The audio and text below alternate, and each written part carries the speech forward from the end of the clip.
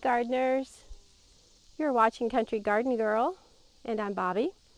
I wanted to bring you along while I was harvesting some of my Gomphrena.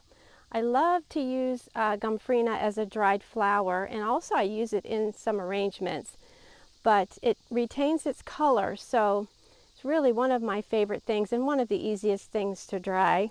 So I thought you might like to see how I go about that very simply. I did grow some of my Gomphrena from seed, and I started them indoors under grow lights, and then I transplanted them out after after I had hardened them off and all danger of frost was past. But when you're harvesting Gomphrena, and there's all different colors, I have like a hot pink, or maybe a medium pink, and then I have a hot pink here, very darker pink, and I have a white, I have a light pink, but you can get red, and I believe you can get orange, so which I'm going to be adding hopefully next season. But Gomphrena, just as I said, makes a great dried flower, very easy. And when you're harvesting it, you want to make sure you do the wiggle test a little bit, and just make sure that your stems are pretty, that they're ready to harvest. So let's harvest a few more, and then we'll go into the greenhouse and I'll show you how I dry them. It's very simple.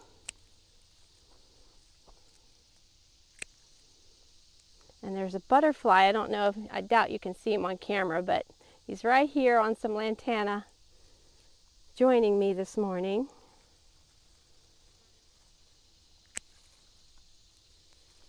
What else? I think I want some white here. Kind of got to work around the bees a little bit. And sometimes you are going to forfeit another bloom, as I can see a bloom coming on here that I'm going to forfeit. But that's okay. Gomphrena grows very quickly.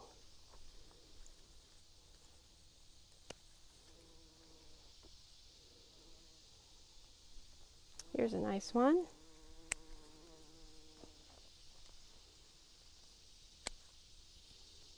I'm working around a bee here, so letting him do his thing. Not getting very many white ones here. Let me see if I can get a few more white ones. I've noticed the white ones don't hold their color quite as well, but that's okay. I use the dried flowers on a dried flower Christmas tree, and I just use them for all kinds of things. Give them as little gifts, make little, I don't know whether you call them nosegays or something like that, little bouquets, and give them away. Lots of fun with dried flowers. I think dried flowers are kind of making a comeback. So,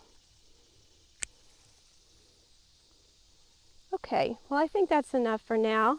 And let's head into the greenhouse, and I'll show you how I dry them. So I decided we'd be here at the picnic table rather than in the greenhouse. It's kind of close quarters in my greenhouse. It's just a small one. So as I was saying about Gomphrena, you can direct, if you decide you want to grow it from seed, you can direct sow. I prefer to start things indoors. It just gives them a head start and makes them a little stronger against the bug pressure and slug pressure or whatever. I don't know that slugs bother these, but anyway, you know what I mean. It's all the things love little seedlings. So if they can be a little bit more established, that helps a lot. And you don't have to have a fancy grow light setup. You can just have a simple setup if you have room in your home. Anyway, this Gomphrena starts blooming like, pretty early for me, because it's kind of a half-hardy annual, meaning it can, it might start a little bit earlier. Now the seed packet says midsummer through frost, but I've found it to start blooming much earlier, because I've been harvesting on it for a good amount of time. And I'm looking at butterflies just flying everywhere. Finally, they have made it. It's the end of July. Today is my sister's birthday, and finally the butterflies have made it around. So you want to cut off any excess leaves,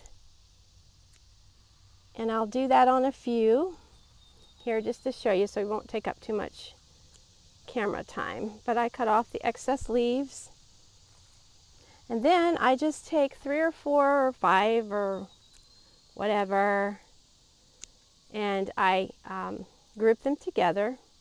so that I can hang them upside down to dry. And you know, really I don't need these long stems, so I'm going to cut them off. But I love the long stems. That makes it really nice if you're putting them in a flower arrangement. You just don't need them when you're drying.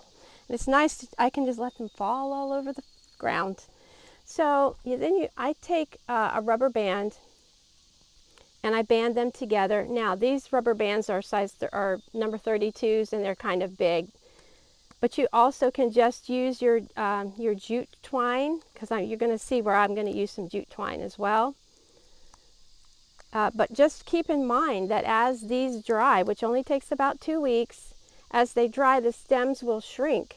So you might see them starting, you know, they may fall all over the floor because they've fallen out of whatever you've used to dry them with. So then, and sometimes like I said, I just use the jute, but today I'm using rubber bands. Then I tie a piece of jute around so that I can use it for hanging on my rack. There you go. Simple as that. All right, so I'm going to do the rest of these, and then I'll take you in my office and show you my hanging rack. I wanted to show you one more thing before we take these in the house and before we hang them up, of a good example of one that was actually not ready to harvest. Whoops. But because I was anxious, you can see here, that one's really not ready to harvest. It's not, the stem is not strong enough. But look at this one. This one is ready to harvest. So you can definitely tell the difference. You'll be able to tell when they're ready and when they're not. Well, I'm in my office / seed starting room / dried flower room / whatever. Anyway, I'm just going to hang them on one of my seed starting racks. And I used to have a dried flower rack. It's like, you know, what happens to things? What do you do with things? I don't know. Anyway. So that's what we're going to do. Just going to hang them upside down. And I'll show you some that have already finished drying. There's some, let me see if I can do this without knocking anything off. Some straw flowers, some different types of Gomphrena, some truffle of pink Gomphrena here, some pink flamingo celosia that I've already dried. And you can see how they all kind of retain their colors. So, love it. So fun. And then of course you can, you know, recycle your jute, use it over again, right? That's a good thing. All right, so we're just going to hang them, find a spot, tie them on. Very simple. There you go. Hanging. So I'll do the rest of them, and you know, you get the picture. Well, I thank you so much for watching, and please, if you haven't already, please subscribe and give this a thumbs up. Make a comment if you'd like. Share with your friends. I would really appreciate it. Thanks so much for watching. Happy gardening and have a great day.